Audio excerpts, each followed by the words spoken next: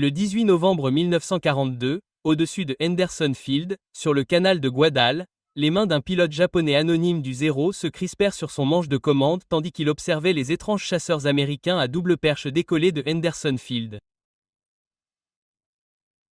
Ce jour-là, les pilotes du 339e escadron de chasse devinrent les premiers pilotes de Lightning à attaquer des chasseurs japonais, marquant un moment historique qui allait briser les préjugés japonais sur la supériorité aérienne.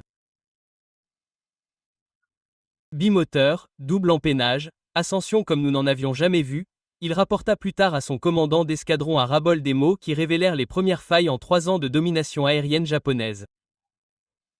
À travers sa verrière, il venait d'assister à quelque chose qui contredisait tout ce que la doctrine de l'aviation navale japonaise avait enseigné.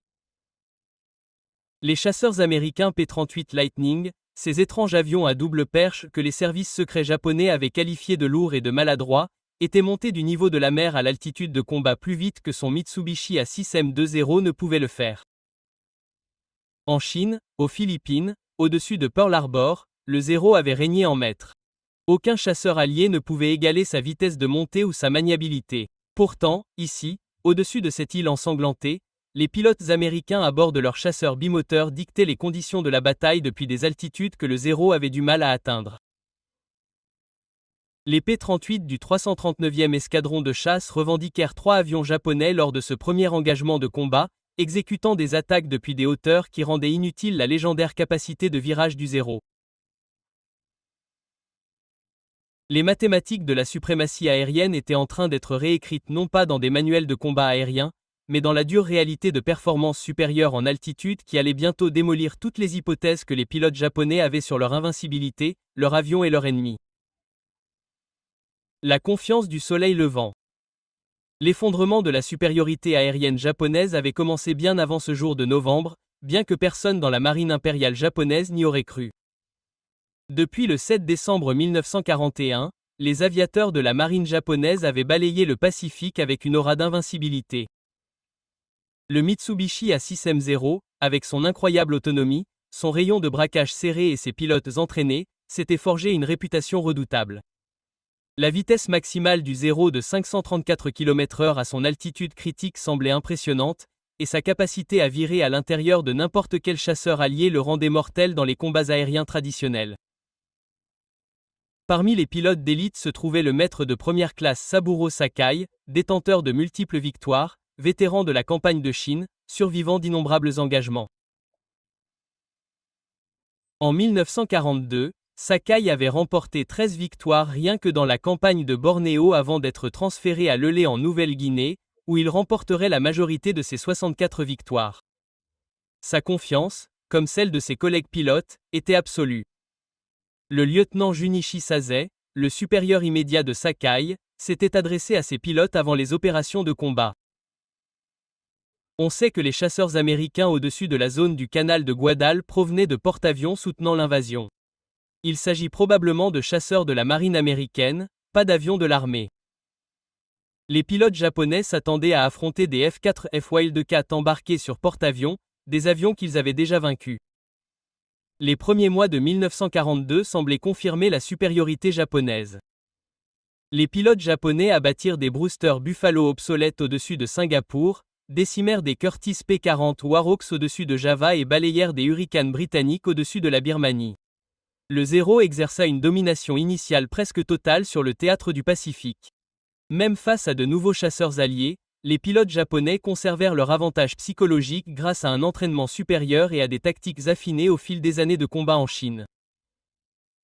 Mais les rapports de renseignement qui parvenaient aux escadrons japonais à la Mi-1942 parlaient d'un nouveau chasseur américain, quelque chose de différent.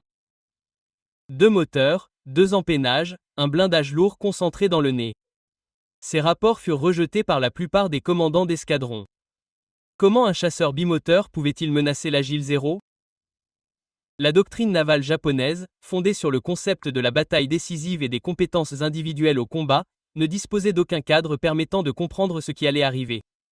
Le Lightning émerge. Le P-38 Lightning fut le seul chasseur bimoteur diurne réellement performant de la guerre. Il résulta de la réponse de Lockheed à une spécification erreur de l'armée américaine de février 1937 pour un intercepteur à longue portée. Le concepteur Clarence Kelly Johnson et son équipe avaient créé quelque chose d'inédit. Un chasseur capable de dépasser les 400 miles par heure, de grimper à 40 000 pieds et de transporter suffisamment de carburant pour des missions dépassant les 1000 miles. Les deux moteurs Allison V1 1710 du Page 38, développant chacun 1150 chevaux avec turbocompresseur, lui conféraient des performances qui semblaient impossibles aux ingénieurs japonais. Alors que le Zero avait été conçu pour une maniabilité maximale avec un poids minimal, même sans protection blindée ni réservoir de carburant auto-obturant dans les premiers modèles, le Lightning représentait une philosophie totalement différente. Vitesse, altitude, puissance de feu et capacité de survie. Les premiers P-38 arrivèrent sur le théâtre du Pacifique non pas en fanfare, mais avec des problèmes mécaniques. Lorsque les premiers P-38 arrivèrent en Australie, on découvrit qu'ils présentaient des problèmes de conception et leurs débuts au combat furent retardés.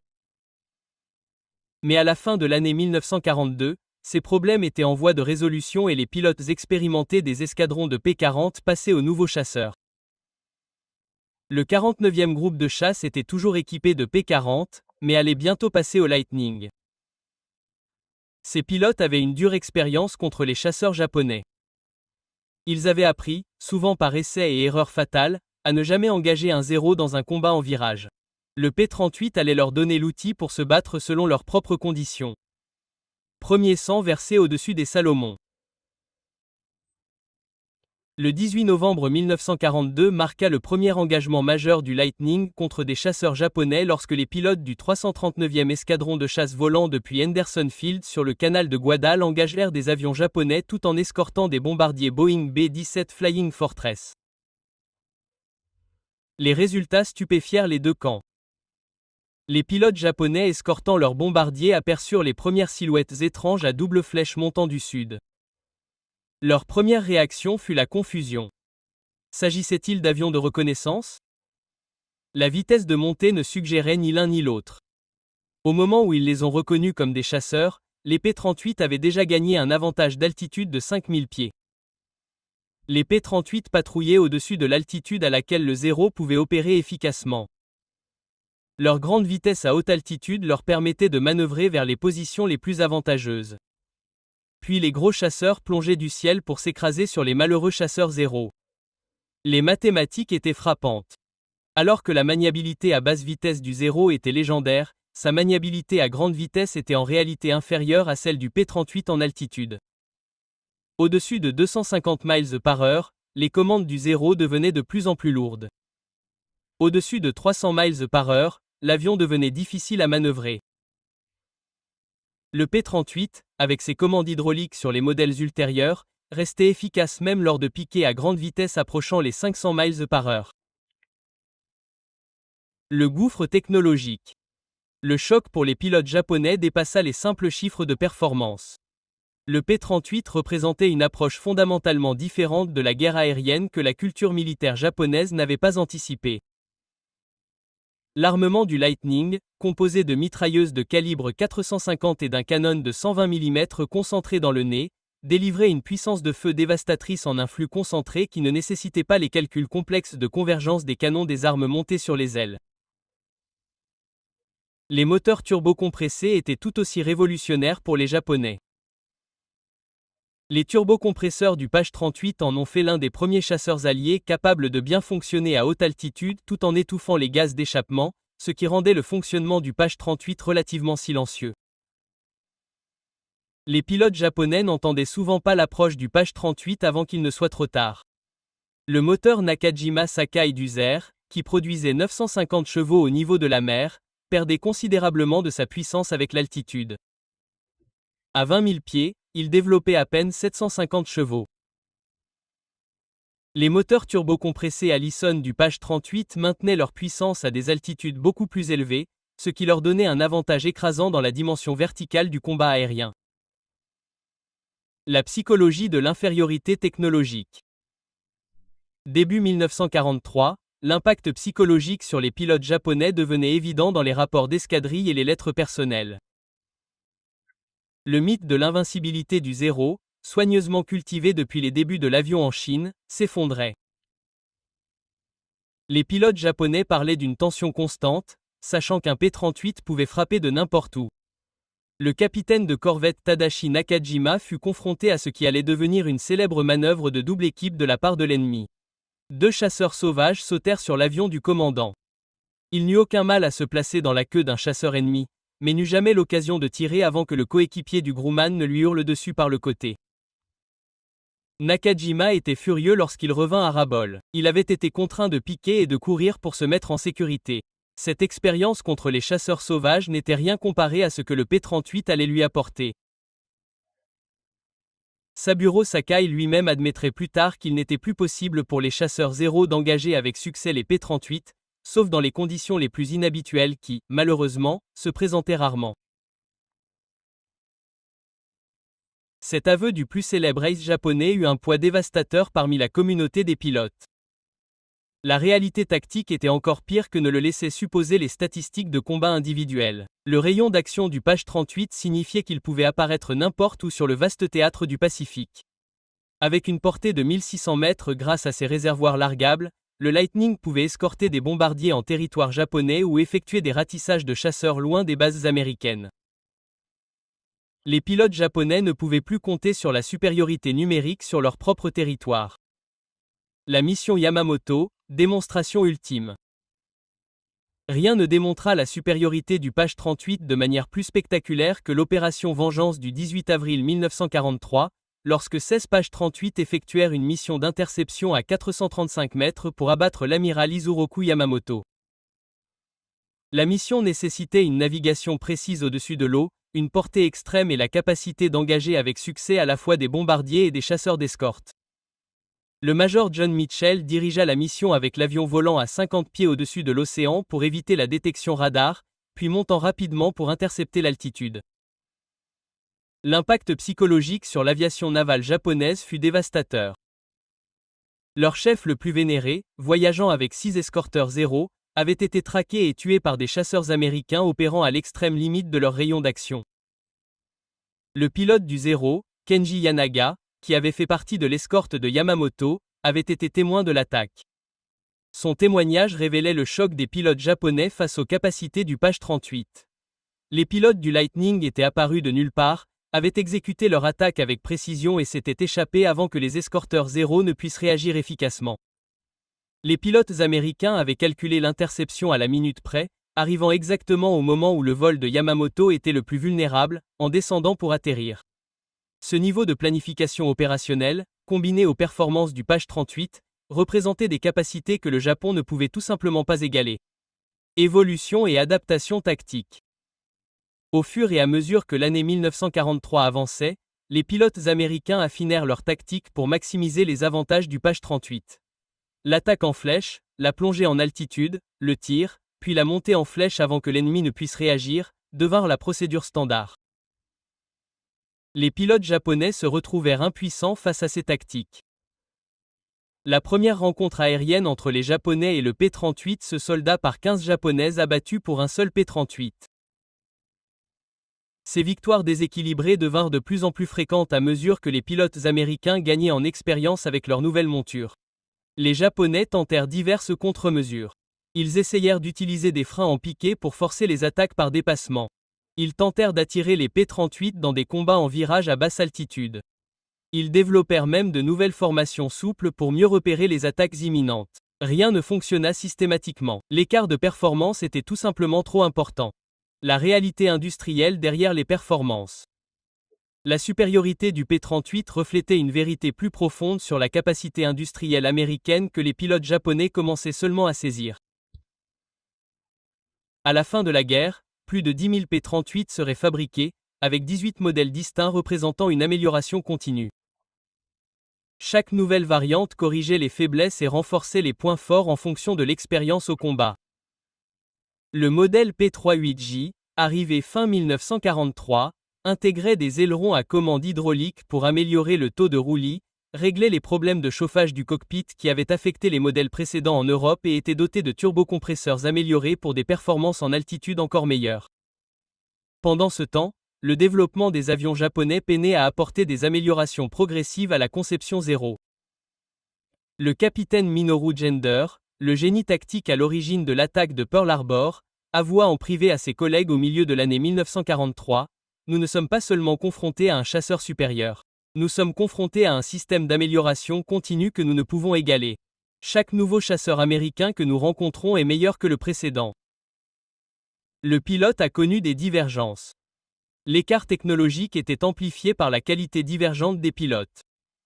Au milieu de l'année 1943, le Japon perdait ses pilotes expérimentés plus vite qu'ils ne pouvaient être remplacés. La triste réalité de l'incapacité du Japon à remplacer adéquatement les pertes de guerre en matériel et en compétences devenait apparente. Les programmes de formation ont été raccourcis de 2 ans à moins de 6 mois. Les nouveaux pilotes arrivaient dans les unités de combat avec moins de 200 heures de vol. Les pilotes américains, à l'inverse, arrivaient avec 400 à 600 heures de formation.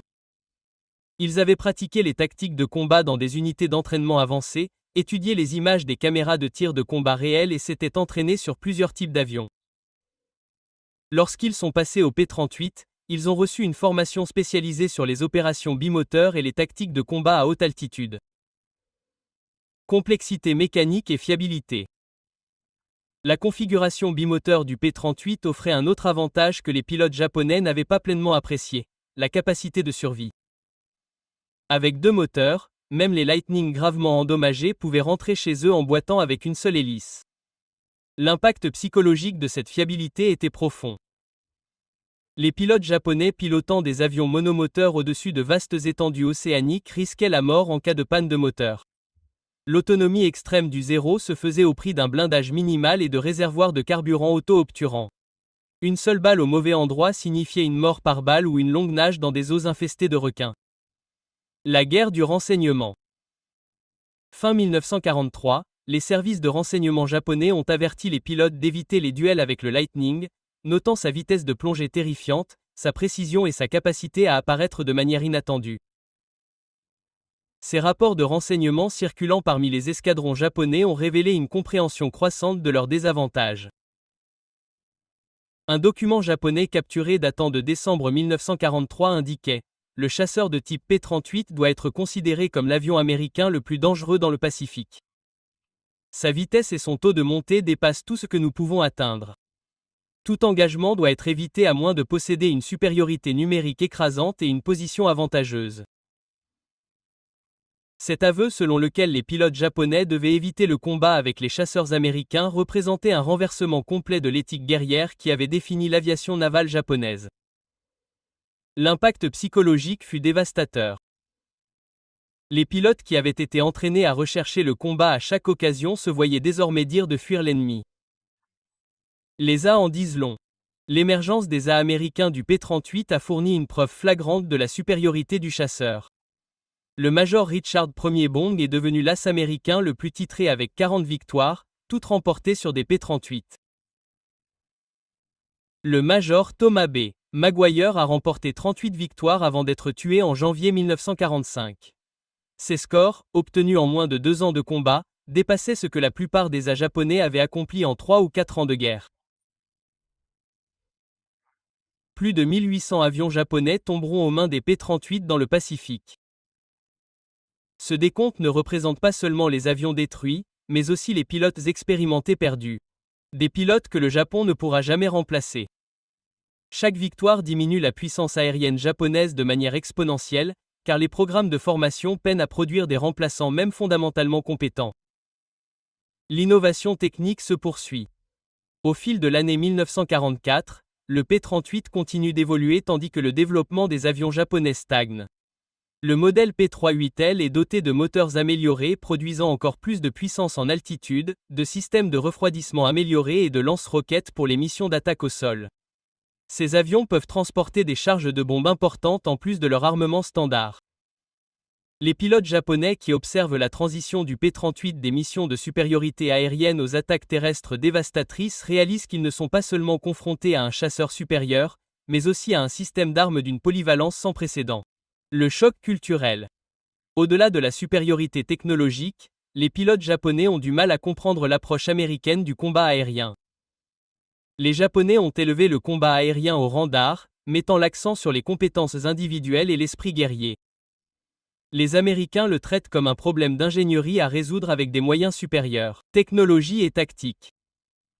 Le commandant Masate Kokumiya, un officier d'état-major qui analysait les rapports de combat, écrivit « Après la guerre, nous ne pouvions pas accepter que l'esprit combatif seul ne suffise pas. Chaque rapport sur la supériorité du P-38 était accueilli par des demandes de plus de dévouement et d'esprit plus agressif. Nous confondions courage et compétence. Cette cécité culturelle empêchait une adaptation efficace. Alors que les pilotes américains affinaient continuellement leur tactique en se basant sur leur expérience du combat, l'entraînement japonais continuait de mettre l'accent sur les compétences arbalètes et les prouesses individuelles au combat. Des compétences inutiles contre un ennemi qui refusait de s'engager dans ces conditions. La révolution radar. Vers le milieu de l'année 1944, certains P-38 étaient équipés d'un radar aéroporté primitif pour les opérations de combat de nuit. Cette technologie était complètement au-delà des capacités japonaises à égaler ou à contrer. La nuit avait auparavant été un sanctuaire pour les opérations japonaises. Désormais, même l'obscurité n'offrait aucune protection. Le tir de dinde des Mariannes. Bien que le P-38 n'ait pas participé directement à la bataille de la mer des Philippines en juin 1944, son impact s'est fait sentir dans la qualité des pilotes japonais qui ont affronté les Hellcats de la marine américaine. Des années d'usure contre les P-38 et autres chasseurs américains avaient éliminé les pilotes expérimentés du Japon. Le tir des Mariannes en Turquie, au cours duquel les pilotes américains abattirent plus de 300 avions japonais pour des pertes minimes, fut l'aboutissement d'un processus que le P-38 avait accéléré. Le vice-amiral Tao Ozawa, commandant les forces aéronavales japonaises, admit plus tard, nos pilotes n'étaient pas prêts. Ils n'avaient ni l'expérience ni les avions pour rivaliser avec les Américains. La guerre aérienne était perdue bien avant ce jour. Le désespoir et l'innovation. Alors que 1944 se transformait en 1945, les tentatives japonaises pour contrer le P-38 devinrent de plus en plus désespérées. Ils expérimentèrent des attaques par béliers, reconnaissant que le combat conventionnel était sans espoir. Ils développèrent des obus anti-aériens au phosphore spécifiquement pour cibler les réservoirs de carburant du P-38. Ils tentèrent même de développer leurs propres chasseurs bimoteurs, mais aucun n'atteignit le statut opérationnel en nombre significatif. Le Kawasaki Ki-102, la tentative japonaise de créer un chasseur bimoteur comparable au P-38, démontra l'écart technologique. Alors que le P-38 était opérationnel depuis 1941, le Ki-102 n'entra en service qu'en 1945, et seulement 238 exemplaires furent construits. Il était plus lent que le P-38, montait mal et souffrait de problèmes chroniques de moteur. Problème. La fin de la supériorité aérienne. Début 1945, les pilotes japonais ne parlaient plus de supériorité aérienne ni même de parité aérienne. Ils parlaient de survie. Le P-38, ainsi que d'autres chasseurs américains, avait établi une domination totale sur l'espace aérien japonais. Saburo Sakai lui-même déclarera plus tard que le P-38 avait détruit le moral du pilote de chasseur zéro. Les chiffres parlent d'eux-mêmes. Les statistiques des opérations du P-38 dans le Pacifique témoignent d'une supériorité écrasante. Plus de 1800 avions japonais détruits par des P-38. Le major Richard Bong, 40 victoires, toutes sur des P-38. Le major Thomas Maguire, 38 victoires sur des P-38. Les pilotes de P-38 ont revendiqué plus d'avions japonais que tout autre chasseur de l'armée de l'air. En comparaison de ces exploits, les taux de perte japonais racontaient une histoire plus sombre. À la fin de la guerre, le Japon avait perdu plus de 90% de ses pilotes expérimentés qui avaient commencé la guerre. Le pilote japonais moyen en 1945 avait moins de 100 heures de vol.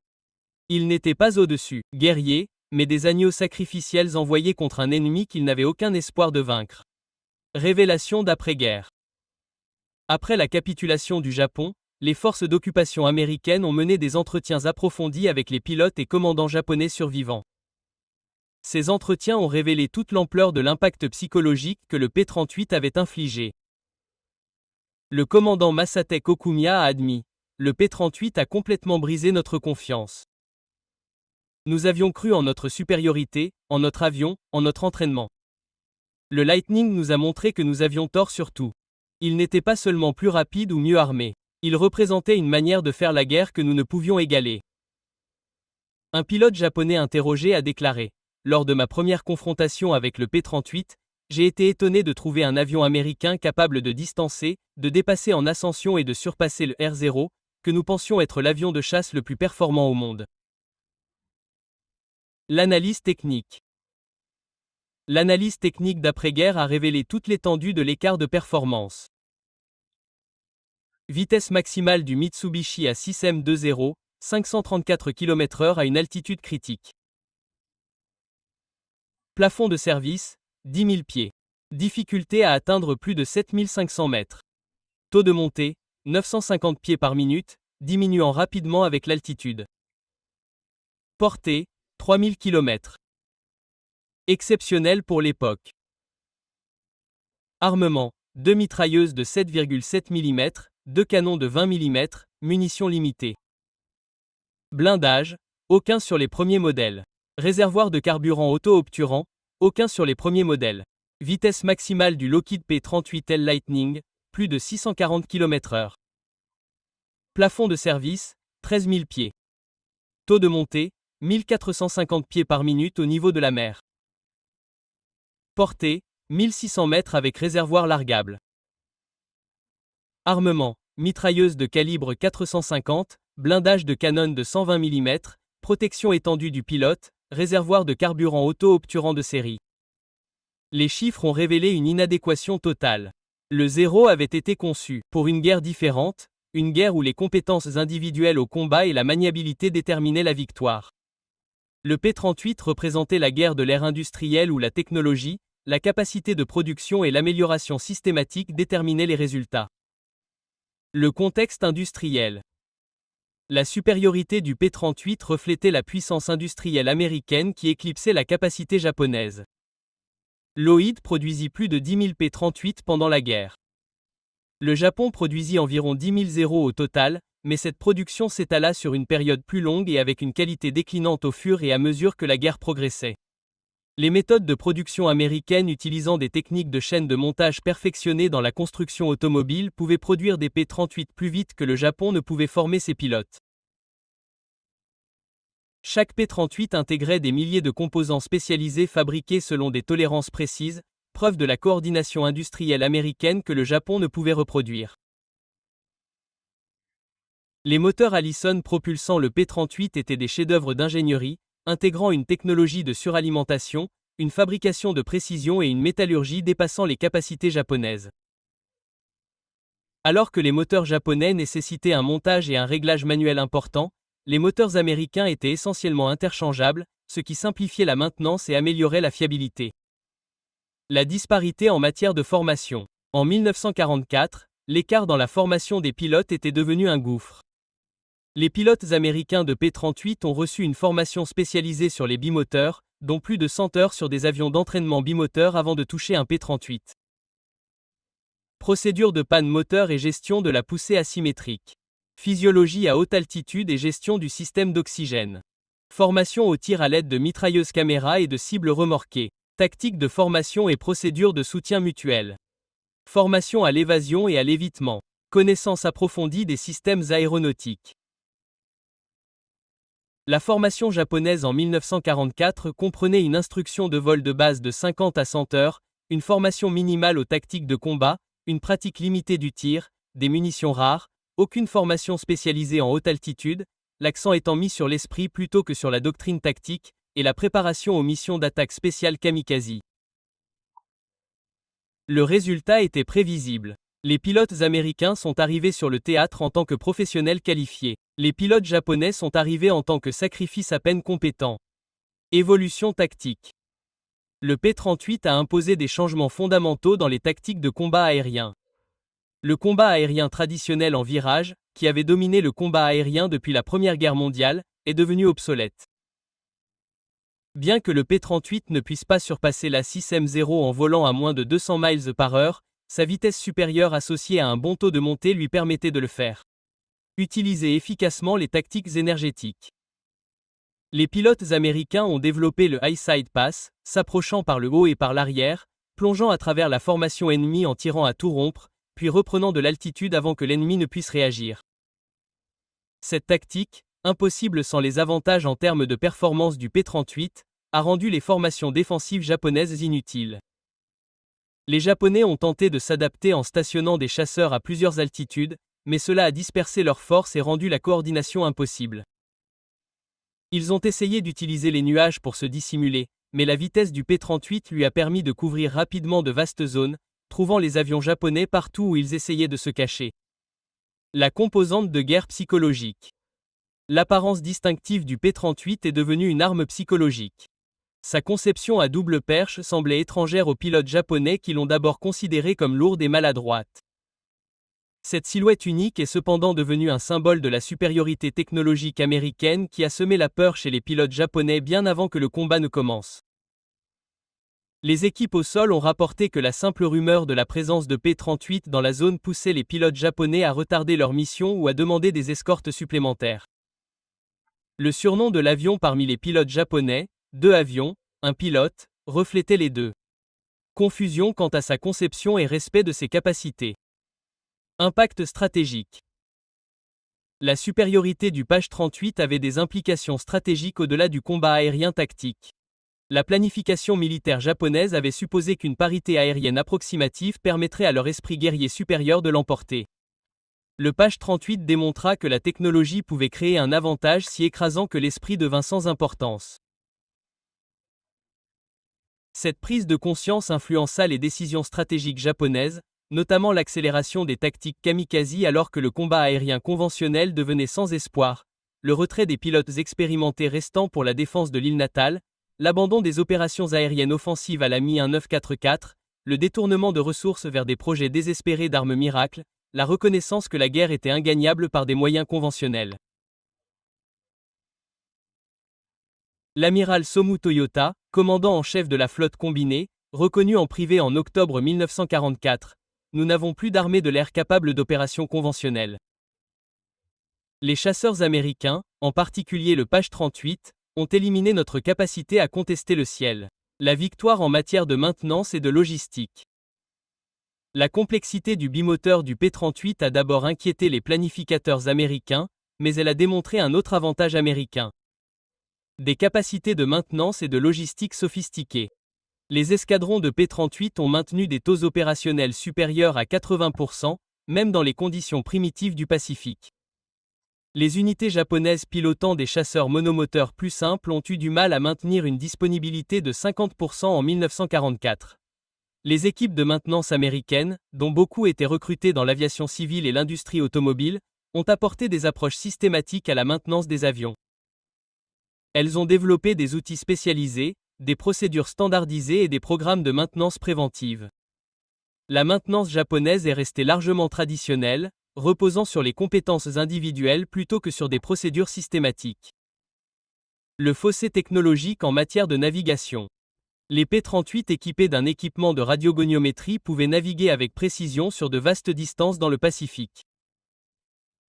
Ils pouvaient se diriger vers des balises radio, trouver leur base par mauvais temps et effectuer des attaques précises sur des cibles à temps. Les pilotes japonais comptaient toujours principalement sur la navigation à l'estime et la navigation à vue, ce qui limitait leur flexibilité opérationnelle. Cet avantage en matière de navigation est devenu essentiel lors des missions à longue portée. La mission d'interception de Yamamoto nécessitait une navigation précise sur 435 miles en haute mer, pour arriver à l'endroit exact. Point précis au moment exact. Les pilotes japonais n'auraient pas pu exécuter une telle mission avec la technologie dont ils disposaient. L'impact sur l'aéronavale japonaise. La marine impériale japonaise avait bâti toute sa doctrine stratégique autour de l'aéronavale. La domination du P-38 a brisé cette fondation. Les groupes aériens de porte-avions reconstitués après des pertes à mi-parcours ont été décimés par les P-38 et d'autres chasseurs américains pendant les campagnes insulaires. En 1944, les porte-avions japonais naviguaient avec des groupes aériens à effectif réduit de pilotes mal entraînés. Le vice-amiral Jisaburo Ozawa, commandant la première flotte mobile, a déclaré avant la bataille de la mer des Philippines : « Nos pilotes ne sont pas prêts à combattre les chasseurs américains. Ils peuvent à peine atterrir sur des porte-avions, et encore moins combattre des P-38 et des L-4. Nous les envoyons à une mort certaine. » La transformation culturelle. La rencontre avec le P-38 a entraîné une transformation fondamentale de la pensée militaire japonaise. Le code Bushittu mettant l'accent sur la force spirituelle et les prouesses guerrières individuelles s'est avéré inadéquat face à la guerre industrielle américaine. Les jeunes officiers japonais ont commencé à remettre en question l'ensemble des fondements de la doctrine militaire japonaise. Cette transformation culturelle s'est étendue au-delà de l'armée. Les pilotes japonais revenant du combat, les rares survivants, ont rapporté des histoires de supériorité technologique américaine qui contredisaient des années de propagande sur la décadence occidentale et la supériorité spirituelle japonaise. La réalité économique. Le programme P-38 représentait un investissement économique que le Japon ne pouvait égaler. Chaque P-38 coûtait environ 97 000 $ en 1944. C'était cher, mais l'Amérique en produisait par milliers.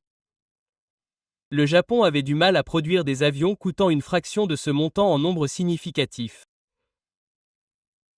L'aluminium nécessaire à un seul P-38 dépassait ce que de nombreuses usines aéronautiques japonaises recevaient en un mois en 1944.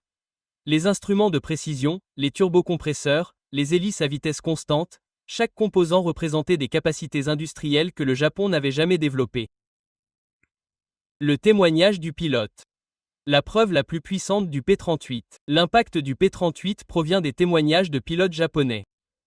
Ces hommes, entraînés à ne jamais admettre leurs faiblesses, ont universellement reconnu la supériorité du Lightning lors d'entretiens d'après-guerre. Lieutenant Saburo Sakai. Le P-38 patrouillait au-dessus de l'altitude à laquelle le Zéro pouvait voler. Sa grande vitesse à haute altitude lui permettait de manœuvrer vers les positions les plus avantageuses. Puis les gros chasseurs plongeaient du ciel pour s'écraser sur les malheureux chasseurs Zéro. L'humiliation ultime. La plus grande humiliation ne venait peut-être pas des pertes au combat, mais des autres capacités du P-38. Les variantes de reconnaissance du P-38 obtenaient 90% des photographies aériennes dans le théâtre du Pacifique. Les positions, les mouvements et les préparatifs japonais étaient constamment observés. Le même avion qui les dominait au combat cartographiait leurs défaites en détail. Les commandants japonais se rendaient compte que chacun de leurs mouvements était observé, photographié, analysé. La variante de reconnaissance photographique du Page 38 F5, dépouillé de ses armes mais conservant toutes ses performances, pouvait photographier les installations japonaises en toute impunité. Les chasseurs japonais envoyés pour les intercepter ne pouvaient tout simplement pas atteindre leur altitude. L'héritage du choc. Le choc des pilotes japonais. Les expériences vécues lors de la rencontre avec le P-38 se sont prolongées bien au-delà de la guerre. Elles ont influencé le développement de l'aviation japonaise d'après-guerre, la doctrine militaire et même les attitudes culturelles envers la technologie par opposition à la tradition. De nombreux pilotes japonais survivants sont devenus des défenseurs du progrès technologique dans le Japon d'après-guerre. Ils avaient appris de première main que le courage sans les compétences n'avait aucun sens. Leurs expériences ont influencé l'adoption par le Japon de la technologie et du développement industriel d'après-guerre. Saburo Sakai, qui est devenu un homme d'affaires prospère après la guerre, a souvent parlé des leçons tirées de la confrontation avec le P-38. La foudre nous a appris que nous ne devons plus jamais prendre de retard technologique. Elle nous a montré que la puissance industrielle, et non l'esprit guerrier, détermine la victoire dans la guerre moderne. La course à l'innovation technique. L'évolution du P-38 pendant la guerre a démontré les avantages américains en matière d'innovation technique rapide. Les problèmes identifiés au combat ont été rapidement résolus dans les nouveaux modèles de production. Les problèmes de compressibilité ont conduit à des volets de piqué. Les cockpits froids ont conduit à des systèmes de chauffage améliorés. Des plaintes sur le roulis ont mené à des ailerons hydrauliques assistés. Le développement des avions japonais, limité par des ressources limitées et une rigidité institutionnelle, n'a pas pu suivre ce rythme d'amélioration. Le Zéro qui a combattu en 1945 était essentiellement le Zéro, le même avion qui avait attaqué Pearl Harbor avec des améliorations mineures. Le P-38L de 1945 était nettement supérieur au P-38E de 1942. Le bilan final. Le général Kenny, commandant des forces aériennes alliées dans le Pacifique Sud-Ouest, aurait déclaré « Les pilotes de P-38 volant à grande altitude choisissaient quand et où ils voulaient se battre, ce qui a eu des résultats désastreux pour les pilotes japonais. » Cette capacité à dicter les conditions d'engagement représentait une révolution dans le combat aérien que la doctrine militaire japonaise n'a jamais réussi à contrer. Les statistiques sont accablantes. À la fin de la guerre, les deux meilleurs américains avaient abattu 78 avions japonais à eux deux, tous aux commandes de P-38. Le meilleur japonais survivant avait accumulé 64 victoires en 6 ans de guerre. Les mathématiques de l'attrition étaient insoutenables pour le Japon. Les implications plus larges. La domination du P-38 sur le Zéro représentait plus qu'une simple supériorité technologique. Elle démontrait des différences fondamentales dans l'approche de la guerre, la capacité industrielle, l'innovation, la culture et la pensée stratégique. Les Japonais s'étaient préparés à une guerre courte et décisive où l'esprit guerrier l'emporterait sur les désavantages matériels. Le P-38 représentait la préparation américaine à une longue guerre industrielle où la technologie et la production s'avéreraient décisives. Le choc psychologique ressenti par les pilotes japonais face au P-38 était en réalité le choc de la rencontre avec la modernité elle-même. L'éclair représentait l'application systématique de la science, de l'ingénierie et de la gestion industrielle à la guerre. Face à cela, la tradition des samouraïs, aussi noble soit-elle, était impuissante. Le coût humain. Derrière le choc, les statistiques et les spécifications techniques cachent une tragédie humaine. Des milliers de jeunes pilotes japonais, dont beaucoup avaient moins de 100 heures de vol à leur actif, ont été envoyés contre des P-38 à bord d'avions obsolètes. Ils savaient qu'ils n'avaient aucune chance.